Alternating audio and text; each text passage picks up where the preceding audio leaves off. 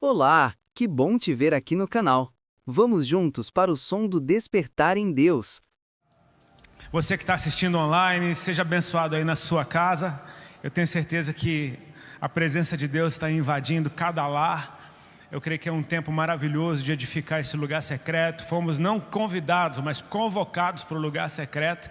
E eu oro para que daí, do conforto da sua casa, você transforme isso num bunker de intercessão, num lugar onde grandes coisas acontecem da parte de Deus. Amém? Meus queridos, tem uma mensagem que está no meu coração durante... Eu comecei a ministrar isso já há alguns 2 ou 3 meses. Quem me conhece já sabe como é que eu funciono. Eu sou como um mensageiro que anda no meio das fileiras do exército, tentando levar uma carta de um general para que essas fileiras andem em harmonia.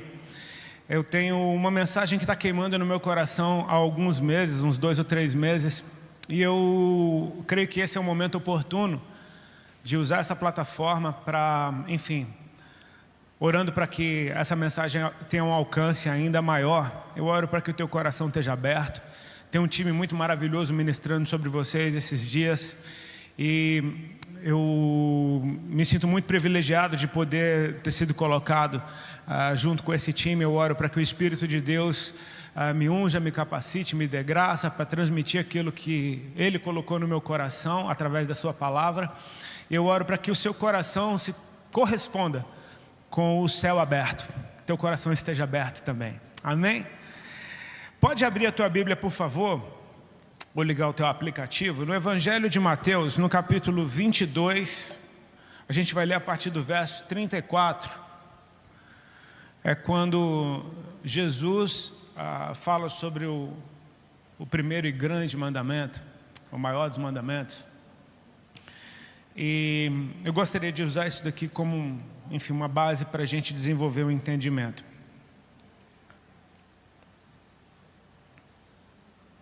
Para ganhar tempo eu já vou lendo, amém? Amém? Estão aí? Obrigado, obrigado. Essa máscara não é mordaça, amém? Por favor, fala comigo, querida.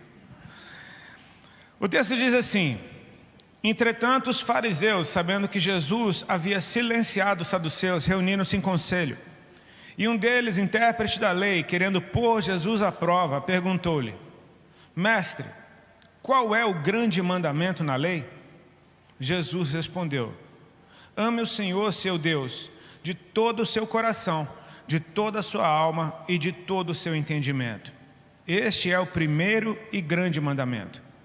E o segundo, semelhante a este, é: ame o seu próximo como você ama a si mesmo. Desses 2 mandamentos dependem toda a lei e os profetas. Que o Senhor nos abençoe. Amém, queridos? Bom, a gente está chegando a gente já está chegando no final do último mês desse ano mais louco da história da humanidade. Amém? E assim, muita gente torcendo para esse ano acabar logo de uma vez. De certa forma eu também, porque eu estou curioso para saber que tipo de colheita a gente vai ter em 2021, entendendo que esse foi um ano de semear. Esse foi um ano de plantar. Quem está atento aos céus, quem está atento às coisas do Senhor, percebe que Deus não foi tomado de surpresa por aquilo que nos surpreendeu. Amém? Deus não perdeu o controle de nada, porque Ele é todo poderoso. E quem está atento às coisas do Senhor, de certa forma conseguiu focar naquilo que Deus está fazendo, quando parece que a gente não está fazendo nada. Eu não sei como foi esse ano para você, mas na minha vida foi um dos anos mais produtivos que eu tive nos últimos tempos. E eu percebi que tudo que eu precisava era estar em casa. Tudo que eu precisava era de tempo para ouvir, de tempo para discernir, de tempo para enxergar a visão que Deus dava e de colocar tudo isso em prática. Sabe, a gente lê passagens como aquela, quando Deus dá a planta do tabernáculo para Moisés. Se você numa sentada pegar a tua Bíblia e tentar ler sobre a planta do tabernáculo, do começo ao fim, dependendo do teu estilo de leitura, em 10, 15, 20 minutos, você pode ler o texto todo. Ou seja, para você ler, você precisa de 15 minutos. Você concorda comigo que precisa de muito mais tempo para você ouvir o que Deus está falando e colocar isso no papel? Ou seja, exige tempo na presença. Eu creio que aquilo que leva 15 minutos para eu ler, levou muito mais do que isso para Moisés colocar no papel. E aí a gente segue a mesma dinâmica. Para tirar isso do papel e começar a construir aqueles materiais, leva muito mais tempo do que foi levado para escrever e colocar isso no papel, até que toda coisa esteja funcionando. Mas nada se compara ao tempo que leva para você se tornar uma pessoa que ouve Deus com essa riqueza de detalhes. É uma vida inteira se edificando. Ou seja, a gente ganhou tempo para ouvir os céus, tempo para aplicar o nosso coração naquilo que é eterno. E eu creio que uma das mensagens que o mundo pregou, de certa forma, foi: não tenha pressa. Sabe, é tipo assim, eu não sei quantos fizeram isso, mas diante da realidade que eu tinha que ficar dentro da minha casa o dia inteiro, eu estendia tudo que eu fazia. Eu acordava em câmera lenta, eu ia até a cozinha, demorava uns 5 minutos para ir. O banho demorava mais, né? A leitura bíblica, então, demorou mais ainda. Até que o dia terminasse, você fala: ufa, acabou mais um. Ou seja, essa falta de pressa, ela não é uma leseira, não é preguiça, não é apatia. É simplesmente você entender: cara, Deus tem um tempo para construir todas as coisas dentro de nós, e cabe a mim me mover no ritmo do que o Senhor está fazendo. Ou seja, quando eu entendo que eu vou ler a mesma Bíblia para o resto da minha vida, eu perco a pressa de terminar ela amanhã. Porque eu entendo que, cara, eu vou ler a minha porção de hoje, e amanhã eu leio outra porção. E quando terminar, sabe o que eu faço? Eu começo tudo de novo. E é interessante isso, porque entre um fim e um novo começo não existe nada. Sabe, entre o começo e o fim existe muita coisa. Entre Gênesis e Apocalipse existe muita história, existe muito conteúdo, tem muita coisa. Mas entre Apocalipse e Gênesis não existe nada. Terminou um, começa o outro. E assim são os tempos. Quando um tempo termina, tem outro imediatamente começando. Eu entendo que um tempo terminou, amém? Na nossa era. Um tempo terminou e imediatamente tem outro começando. E eu preciso estar atento ao que esse novo tempo exige de mim. A gente vê a velocidade com que as coisas se transformam nos dias que a gente vive. E você pode olhar por um ponto de vista no qual diz: o mundo está evoluindo muito rápido. Isso é uma verdade. Hoje, qualquer jovem da periferia vive melhor do que um rei na Idade Média. Ou seja, tudo está evoluindo muito mais rápido. Tem vacina saindo para o coronavírus. Minha mãe é médica e ela me fala: vacinas levam de 5 a 10 anos para ficarem prontas. Em menos de um ano tem um monte de vacinas saindo por aí, o que me dá um certo medo, mas enfim, não quero entrar nesse detalhe, né? Vamos orar, vamos orando, né? Daqui a pouco aparece um cara com 3 braços aí, você fala: não diga que eu não te avisei. Mas pelo menos não peguei o vírus. A gente percebe que o mundo realmente sim tem muita coisa evoluindo, mas você percebe que toda transformação, ela fala de que as coisas mudaram. E se mudaram, é porque aquilo que era já não é. Se mudaram, é porque aquilo que você acreditava ser alguma coisa foi substituído por outra.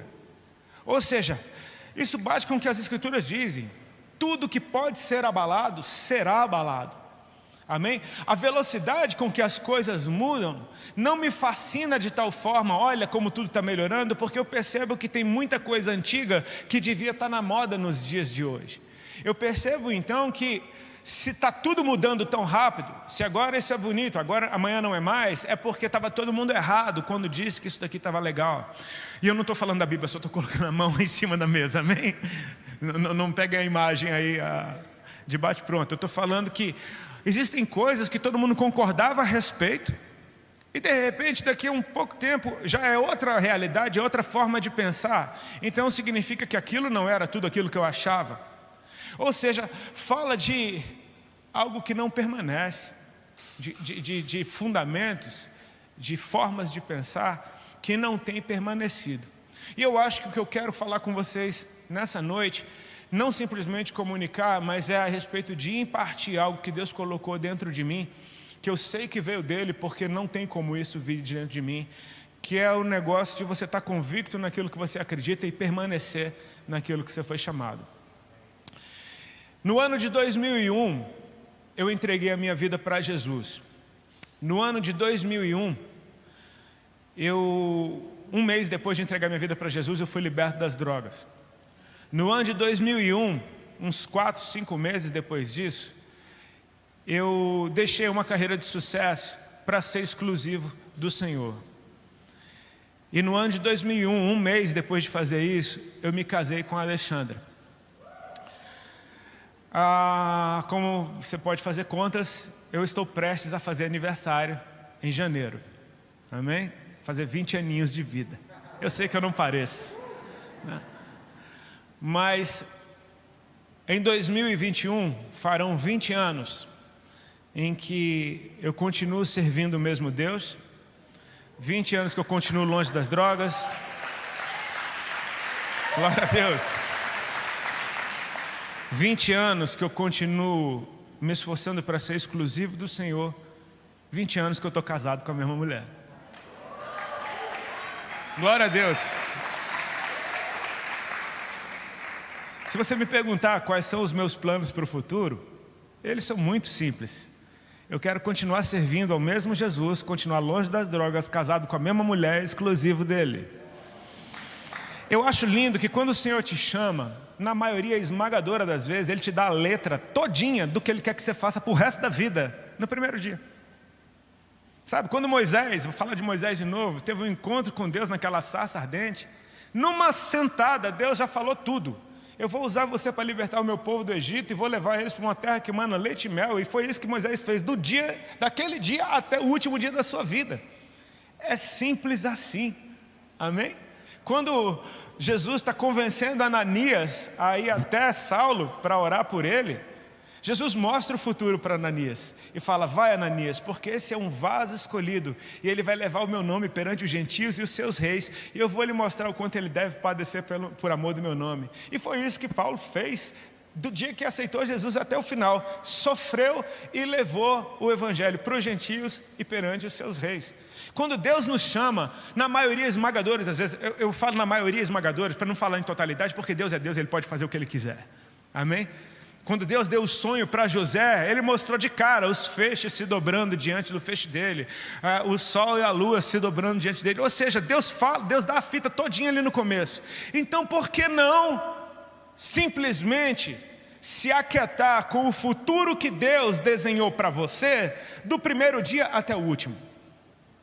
Por que a gente inventa tanta moda?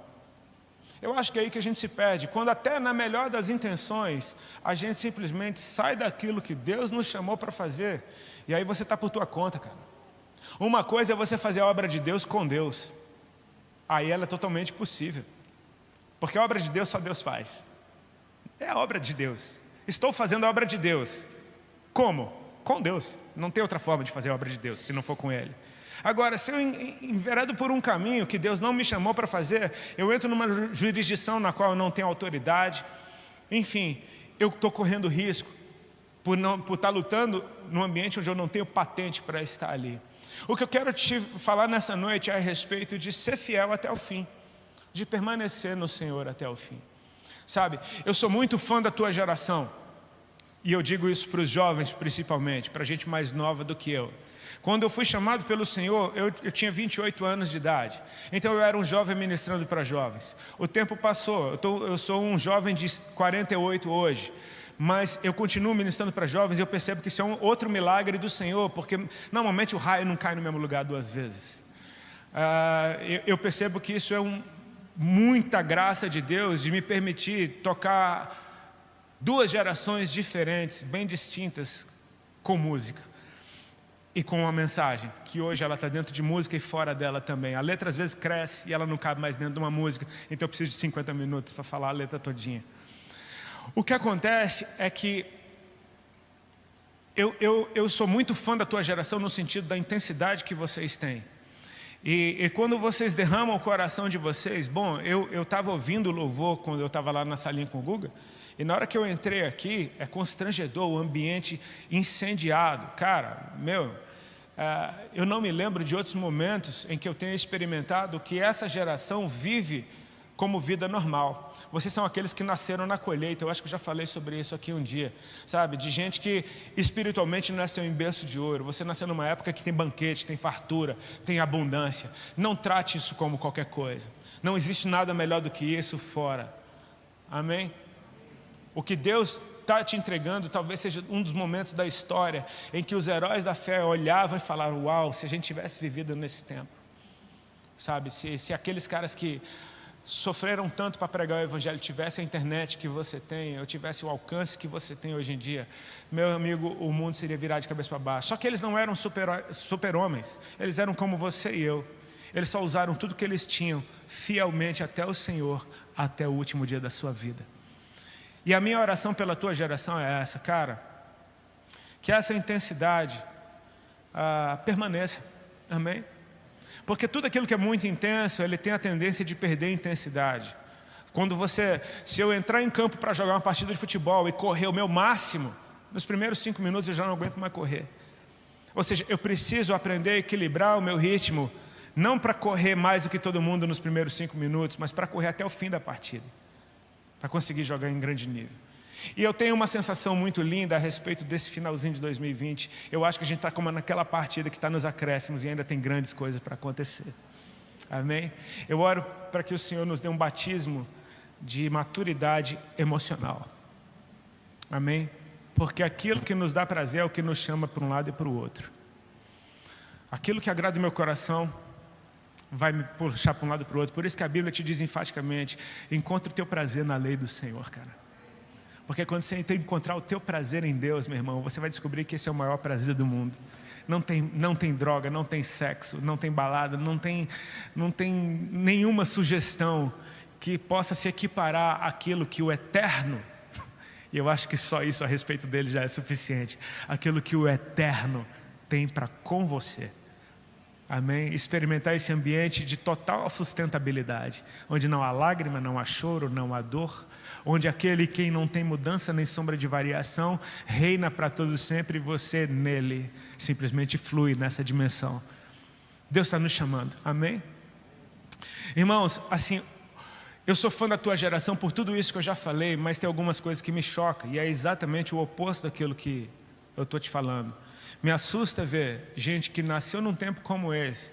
Me assusta ver gente que experimentou o que vocês experimentam, que tem o que vocês têm, que nasceram numa época em que a graça é tão pregada que ela é até distorcida, de tão pregada que ela é, sabe? De gente que parece que não viveu o Antigo Testamento evangélico, amém? Eu sou de uma época que eu aceitei Jesus e assim, essa camisa do diabo rasga, esse CD do demônio quebra, sabe? E eu vou te falar, isso me fez bem, cara. Me fez bem porque me fez entender a graça. Me fez entender como é bom ser livre. Entender que a graça não anulou a lei, ela cumpriu. O que eu antes fazia por mandamento, agora eu faço por conhecer o coração daquele que deu o mandamento. Então é a mesma coisa, só que em outro patamar. Amém? O que me choca é às vezes ver gente que está num ambiente como esse e consegue encontrar outro amor. E consegue encontrar outra paixão. E consegue, cara, numa velocidade assustadora, parece que esquecer de tudo que experimentou. Cara, um arrepio que Deus te dá, é um arrepio que Deus te deu. Não foi o vento que soprou, foi Deus.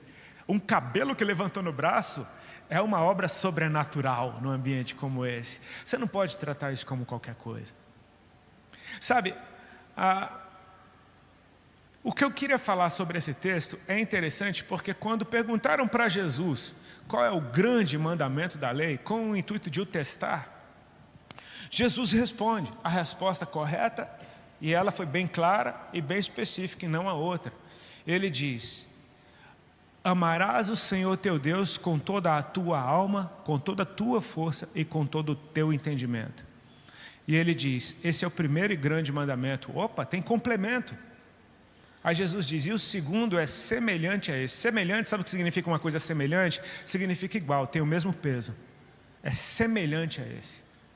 Ame o teu próximo como a ti mesmo, porque desses dois dependem toda a lei e os profetas. E cara, é interessante porque eu vejo uma relação tão linda com o que a gente está vivendo. A minha esposa, por exemplo, ela ama ficar aconselhando meninas na internet, ali pelo Instagram. Várias vezes eu vou dormir, está aquela luz do telefone do meu lado, eu pergunto, amor, o que você está fazendo? Ela, estou aconselhando. Eu falei, quem? Ela, não sei. Ela escolhe aleatoriamente, senta o dedo e passa tempo, e passa mesmo, eu sou testemunha disso. E se importa, e alguns relacionamentos ela desenvolve por muito tempo e acompanha essas vidas. E, cara, eu acho isso muito lindo, é invejável. Eu não sou assim, minha esposa é, graças a Deus que nós somos um. Então, por causa dela, eu sou. Amém? Mas ela me diz que a maioria esmagadora das questões que as meninas carregam é sobre relacionamento, ou seja, essa palavra fica soando, sabe? Relacionamento. Jesus disse que os dias da sua vinda seria como nos dias de Noé, onde o que aconteceria? As pessoas casavam-se, davam-se em casamento, comiam e bebiam. Ou seja, a vinda do filho do homem, existe alguma coisa a respeito de relacionamento. E quando perguntam para Jesus qual é o grande mandamento da lei, olha só, Jesus fala sobre relacionamento, cara. Talvez esse tema esteja na moda eterna, amém? Sabe aquela moda que não passa? É tão bom você servir um Deus que o maior mandamento dele é a respeito de você amar o amor, amém? Porque o amor ama ser amado, e o amor quer que você o ame de volta, porque ele te ama. Mano, que Deus é esse, cara? Não existe nada melhor do que isso.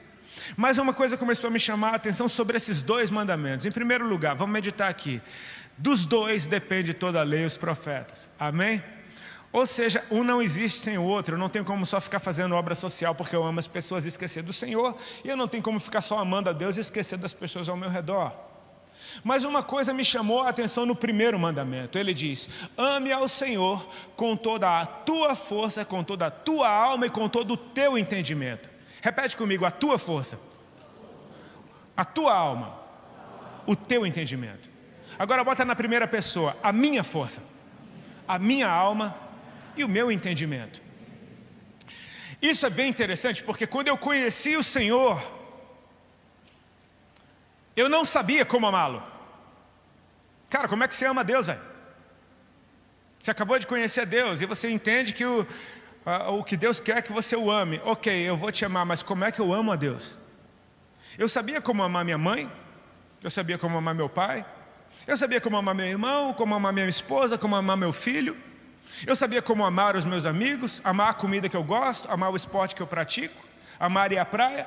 Eu tenho muita informação e referência a respeito de amor dentro de mim, e nenhuma delas é perfeita. Eu sou falho no meu amor com meu pai, com minha mãe, com minha esposa, com meu filho, com meus amigos, com aquilo que eu gosto. Ou seja, a minha referência, além de falha, ela é limitada. Mas Deus nunca te cobrou, me ame com um amor perfeito. Ele te cobrou com uma medida, me ame com todo o seu amor. Tudo que você entende por amor, pega isso, bota pressão e mira esse canhão para o Senhor. É isso que Deus espera de você. Pegue toda a referência que você tem de amor, toda a sua alma, todo o seu entendimento, a sua força, bota pressão. Sabe por quê? Porque quando você bota pressão, o amor cresce. Amém? O amor fica mais forte. Aquilo que eu exercito o amor, eu passo a amar mais. Então eu pego toda a referência de amor que eu tenho, jogo tudo no liquidificador, tento extrair o melhor amor que eu conheço para entregar para o amor mais puro que existe. Então eu miro esse canhão para Deus e eu então começo a amar a Deus com toda a minha força. Eu já disse, Ele não é perfeito, mas eu estou me esforçando para entregar tudo. Uma coisa linda acontece. Nós o amamos porque Ele nos amou primeiro. Então o meu amor encontra o seu alvo porque Ele já abriu esse caminho. Amém? Quando Jesus, a maior expressão de amor de Deus por nós, morreu na cruz, o véu se rasgou de alto a baixo, o santíssimo lugar ficou exposto, os céus estão abertos. Quando Estevão morreu apedrejado, ele diz, eis que vejo os céus abertos e o Filho do Homem em pé à direita de Deus o Pai. Sabe o que significa? Não há registro desse céu fechando. Quando Jesus foi batizado, o céu abriu e o Pai falou, esse é o meu Filho amado em quem me comprazo. E não há registro do céu fechando. O céu está aberto, amém? O amor de Deus está exposto, Ele é disponível e Ele está me convidando para amá-lo de volta. Quando eu amo a Deus de volta, eu tenho uma certeza, meu amor não será rejeitado. Porque isso é o que Deus espera de mim. Ou seja, a graça para amar a Deus. A favor, a capacitação para que o meu amor encontre o seu alvo. Amém? O desenho é mais ou menos esse. Deus está na sua glória e o céu está aberto e o amor dele pode tocar a todos, mas aqueles que o amam de volta são como se eles subissem e ficassem agora presos na gravidade da presença de Deus, como estrelas ao seu redor, e pudessem agora habitar nesse ambiente espiritual, onde o seu amor é transformado, porque agora você está numa dimensão do amor perfeito. E aquele que começou a boa obra, ele é fiel para aperfeiçoá-la até o dia de Cristo Jesus. Então, enquanto eu estou na presença de Deus, o amando, o amor de Deus está entrando dentro de mim e transformando completamente o meu coração. Então eu já não me amo mais como eu me amava antes, porque eu me amo mais do que eu me amava antes. Eu já não amo mais o meu pai, a minha mãe, a minha esposa, o meu filho, meus amigos como eu amava antes, porque o amor de Deus transformou o meu amor e agora eu tenho um amor muito melhor para amar essas pessoas que estão ao meu redor. O que eu quero chamar a tua atenção é o seguinte: quando eu comecei a amar a Deus, qual foi o amor que eu usei como referência? Foi o amor que eu conheço, o amor social, vou chamar assim, o amor que eu tenho pelas pessoas ao meu redor. Foi a referência, foi a base. Eu usei isso para amar a Deus. Quando eu comecei a amar a Deus, o amor de Deus transformou o meu amor. E agora o amor de Deus em mim, por mim, me fez amar as pessoas completamente diferente. Ou seja, um serve de referência para o outro. A minha forma de amar o próximo reflete na minha forma de amar a Deus, e a minha forma de amar a Deus reflete na minha forma de amar o próximo. O que é que isso tem a ver com permanecer? Irmãos, eu não sei quanto tempo eu tenho, mas quem estiver aí me ajudando, só vai falando. Eu amo essas mãos assim. Vá. O que é que eu quero dizer com isso? Eu comecei a observar, porque eu olhava para a minha vida, para a vida da minha esposa. A gente não tem esse tempo todo de igreja. Conheço gente que tem 5 vezes o tempo que eu tenho. 5 vezes não, mas umas 3, 4 vezes o tempo de igreja que eu tenho. Eu não conheço ninguém com mais de 100 anos de crente, mas tudo bem. É que eu sou exagerado.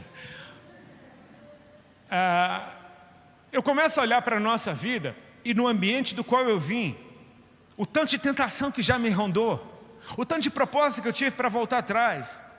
E eu não estou falando de voltar para a banda, estou falando para voltar atrás, para ser quem eu era. Porque isso é lucrativo, porque isso é fácil, eu sei fazer. É fácil. Tanta proposta para isso e para aquilo. E Deus me manteve preservado num ambiente onde, cara, é fantástico, o Senhor é o meu pastor e nada me falta. Na Bíblia a mensagem, se eu não me engano, esse verso diz assim: o Senhor é meu pastor e eu já não quero mais nada. Você entende? Quando mexe no teu contentamento, você já não precisa de mais nada fora. Você vai ganhar mais dinheiro. Sim, mas eu não preciso de mais dinheiro. Eu já tenho o suficiente, já dá para viver, tá bom. O que é que você prefere? Ser muito rico com as tuas forças ou não ter falta de nada porque você está naquele que tem tudo? É a tua escolha, amém? Eu começo a olhar para a minha vida e pedir: Senhor, me responde, me dá uma pista, me dá uma clareza, porque eu quero compartilhar isso com essa geração. A glória da minha geração é a sua geração indo além da minha. É ser mais apaixonada do que a minha foi, é ser mais bíblica do que a minha foi, amém? É ser mais eficaz do que a minha geração foi. A glória da minha geração é a sua geração fazendo as mesmas obras ainda maiores. Jesus que começou esse negócio, a gente só está continuando. Eu olho para a minha vida, para a vida da Ali, e eu pergunto: Senhor, o que é que o Senhor fez na gente?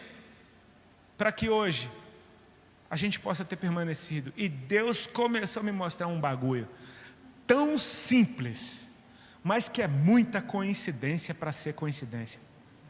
Eu queria compartilhar isso com vocês. Deixa eu contar um pouquinho da história da Ali para começar. A Ali, quando ela nasceu, os pais dela não eram da igreja. Eles tiveram as suas crises no começo de casamento e se separaram, se divorciaram, quando a Ali tinha menos de 1 ano de idade. Mas nesse tempo, a mãe da Ali se converteu, foi para a igreja, porque ela não desistiu do seu casamento, e foi atrás do meu sogro, e convenceu ele foi para a igreja também, e eles decidiram casar de novo. E aí eles foram para o cartório casar de novo, e foi um choque, porque eles descobriram que o papel do divórcio tinha sido perdido. Glória a Deus pelo Brasil, amém? Tem um lado bom dessas coisas.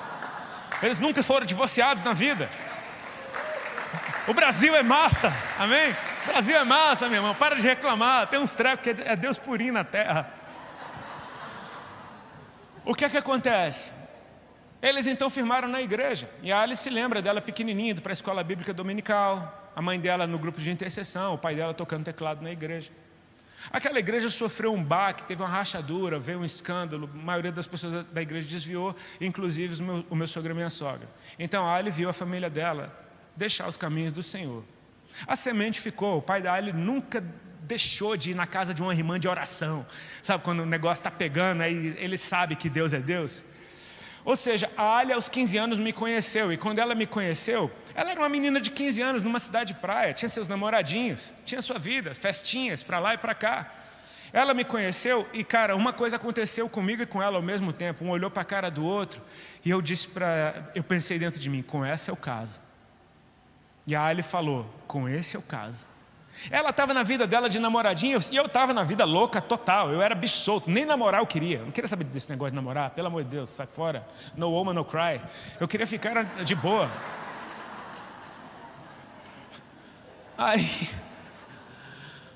só que eu olhei para ela e falei, com esse é o caso. Ela olhou para mim e falou, com esse é o caso. Tinha uma coisa diferente nela para mim e tinha uma coisa diferente em mim para ela. Só que a gente não pôde namorar, enfim, a gente se conheceu, deu um beijo.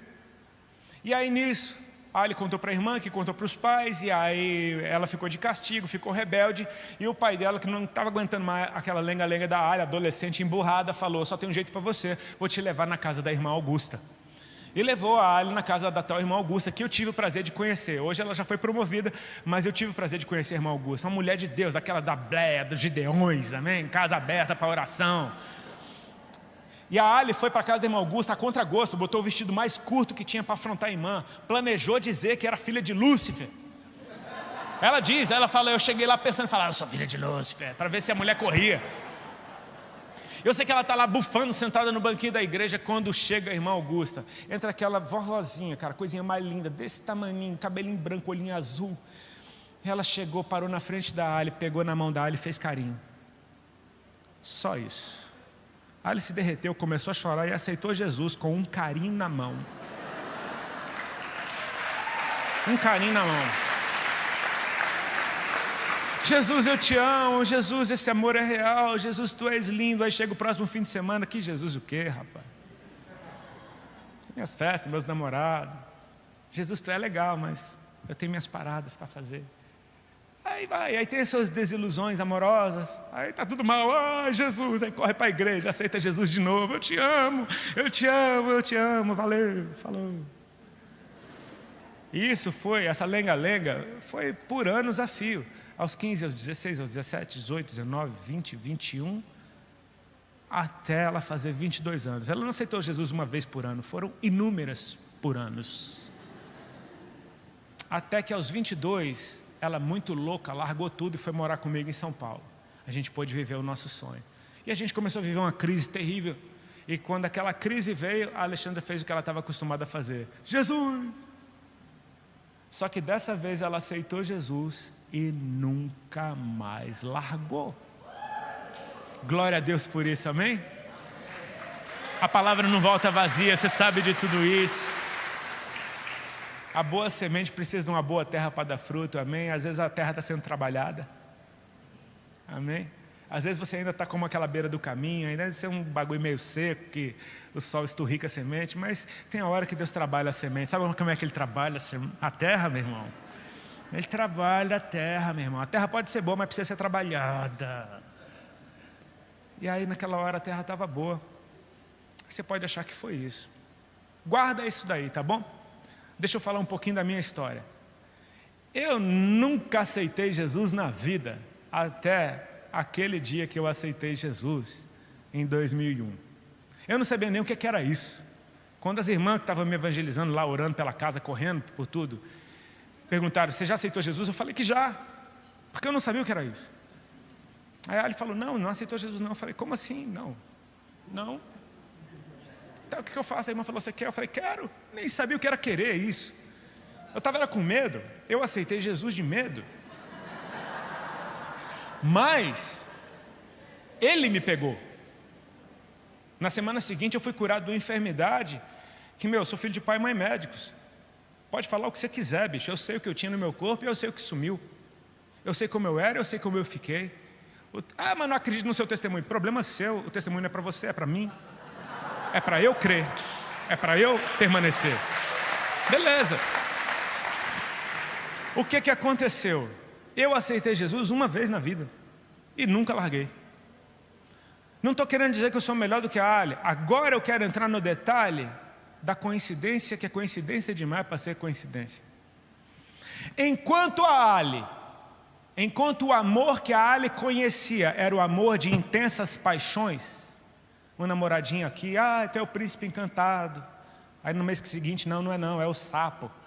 Aí no outro mês, presente de Deus. Né? Quando é crente é assim, presente de Deus. Aí daqui a pouco não é nem presente nem de Deus. Já viram dessas coisas, né? Acontece. Enquanto o amor que a Ali conhecia eram intensas paixões, era assim que ela se relacionava com Jesus, cara. Ela ia com intensas paixões que têm duração, prazo de validade, acabam. Mas quando ela estava com aquele com quem ela disse, com esse é o caso, ou seja, com esse eu passo o resto da vida, por esse eu deixo todos os outros, ela agarrou com Jesus e assim ela foi. Não é interessante que um relacionamento reflete no outro? Eu era bicho solto, e por ser um bicho solto por aí, eu era um bicho solto para com Deus também, não queria nada com ninguém. Mas no dia em que eu conheci Jesus, o meu coração estava voltado para aquela com quem eu disse, com essa eu caso, com essa eu passo o resto da minha vida, por essa eu deixo todas as outras. Quando Jesus apareceu, esse era o amor que eu conhecia, eu apontei para ele e nunca mais larguei. Você percebe que é de um batismo de maturidade emocional que talvez a gente precisa, para que a gente ensine o nosso coração uma forma pura e poderosa e constante de amar, até que esse seja o parâmetro do amor que eu direciono a Deus. Sabe por quê? Porque esse é o amor que Deus tem para você. Você pode até estar flertando com Jesus, meu querido, desculpa, você não vai ser correspondida, Ele não flerta com ninguém. Você pode paquerar com as coisas de Deus, Jesus não paquera com ninguém.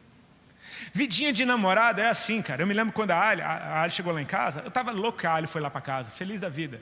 A Ali era da rave, eu era do punk rock. Eu odiava a rave com todas as minhas forças, mas a Ali amava. A Ali falava, vai ter uma rave virada. Eu falava, ai que legal, vamos. E eu ia odiando. E eu fui a inúmeras raves e nunca gostei de nenhuma. E eu tomava todas as drogas para ver se eu dançava. Quanto mais droga eu tomava, mais brabo eu ficava. Não funcionava para mim. Isso era a vida de namorado. Quando a gente casou, o negócio é o seguinte, acabou o rave. Você está entendendo? Que quando você é namoradinho, você é tolerante porque você fala tudo o que ela gosta de escutar. Entendeu? Você tem um interesse por trás desse seu cavalheirismo que não existe. Entendeu? Você suporta. Mas no casamento não é assim. É por isso que muita gente decepciona. Porque você era um quando a gente namorava e agora... Não, na real eu sempre fui esse. Eu estava aguentando. Porque namoradinho é assim. Sujeito homem já olha e fala de cara, isso daqui não vai rolar. E Jesus é assim. Por isso quando Ele chega na tua vida, Ele já chega logo dando um toco no pecado. Ele não passa a mão no seu pecado e fala, que bonitinho. Não, veja bem, é porque no grego isso que... Não.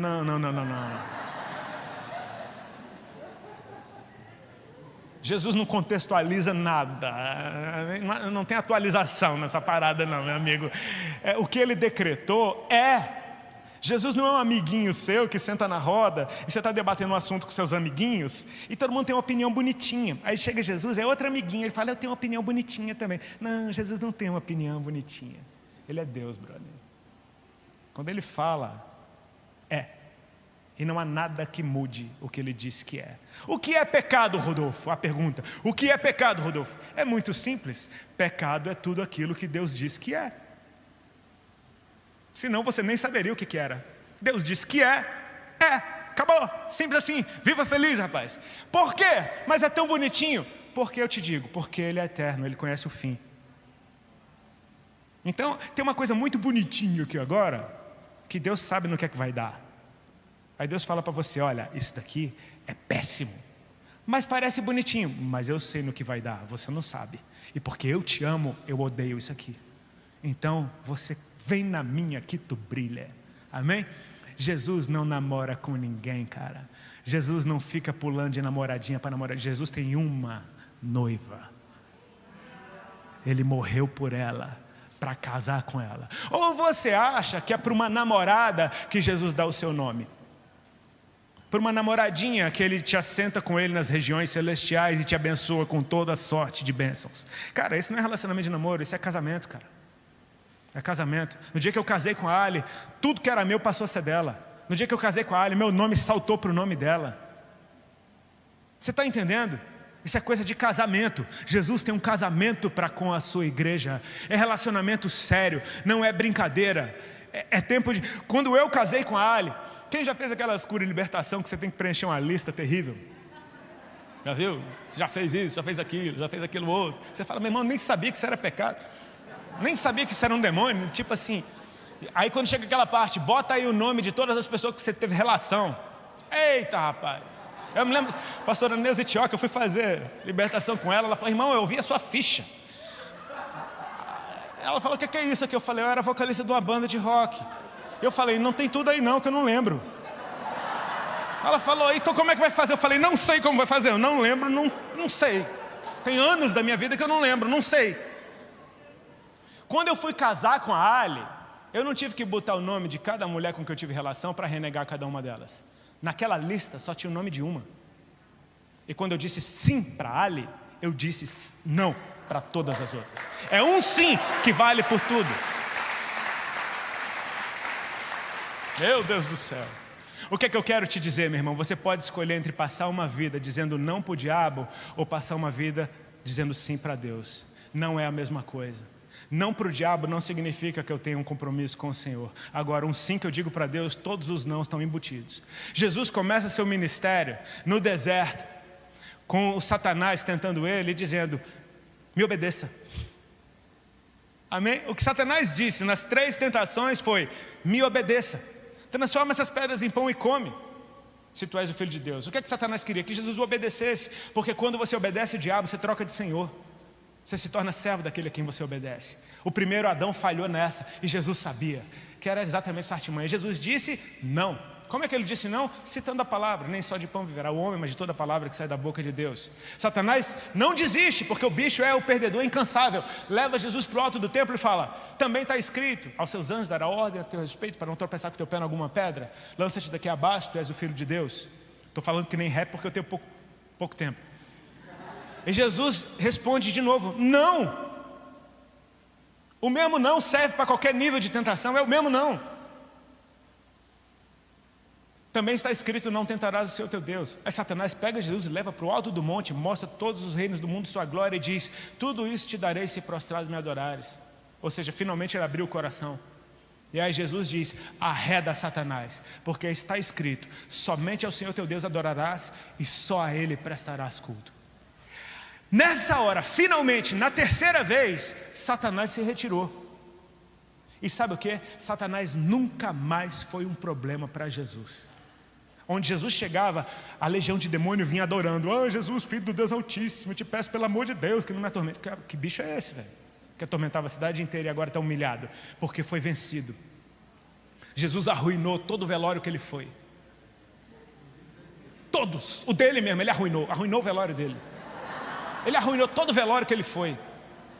Porque a morte e o inferno nunca mais foram um problema para Jesus. Sabe por quê? Porque venceu, está vencido. Agora, uma coisa sempre me chamou a atenção. O que essa 3ª resposta de Jesus tinha que fez Satanás deixá-lo de uma vez? A pergunta de $1 bilhão. Na primeira ele disse, nem só de pão viverá o homem, mas de toda a palavra que sai da boca de Deus. Na segunda ele disse, não tentarás o Senhor teu Deus. Mas na 3ª ele mostrou a aliança. Na 3ª ele disse, somente ao Senhor teu Deus adorarás. Só a Ele. Sabe tipo aquela moça que está na rua e vem aquele cara folgado e chegou, gatinha, qual é teu nome? Ela fala, não. Aí o bicho não desiste e falou, me dá teu telefone. Não. Vamos sair para jantar comigo? Filho, sou casada. Dá licença? Na 3ª, foi mal. Entendeu o poder que tem uma aliança? Jesus declarou ser exclusivo para o Senhor. Meu irmão, você pode escolher passar o resto da tua vida lutando com um capeta todo dia, e você pode até vencer algumas vezes, mas você pode escolher rolar com Jesus, dançando com Ele, amém? Ficar com o perfume dele impregnado em você, e diabo nenhum consegue chegar perto do negócio desse, cara. Você é que escolhe, porque Jesus não te tenta, Deus não tenta ninguém, quem te tenta é o diabo. Toda tentação precisa de um ambiente para acontecer. Você percebe que primeiro era o deserto, depois o alto do templo, depois o monte muito alto. Toda tentação tem um ambiente primeiro. Se o ambiente no qual eu vivo é a sala do trono, que tentação que existe ali, cara. É a tentação para permanecer. Eu sou tentado todos os dias a permanecer nesse lugar, cara. Eu sou tentado a amar meu Deus cada dia mais. E eu oro para que isso entre dentro do seu coração. Se coloca de pé, por favor. A gente vai orar.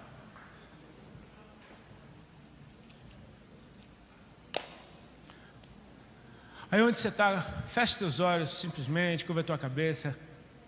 Tome consciência dessa presença linda do Senhor.